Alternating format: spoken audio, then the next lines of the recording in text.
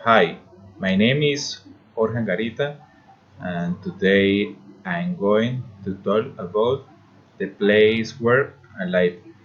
That fact there are vocabulary on the place. Teacher Alexis Diaz wrote 151 um, in this matter, place where I live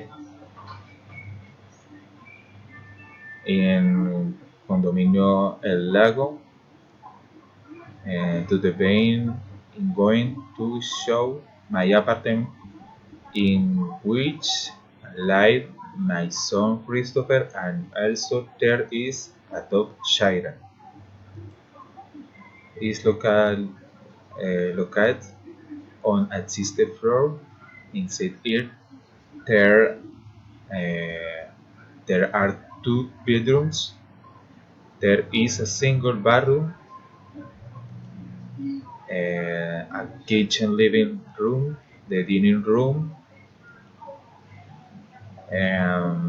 Looking at the outside, there are two types of balcony. The first one, the biggest one, in which there are a lot of plants, and the other one is smaller and flow. Here you can see Aqualagos Park.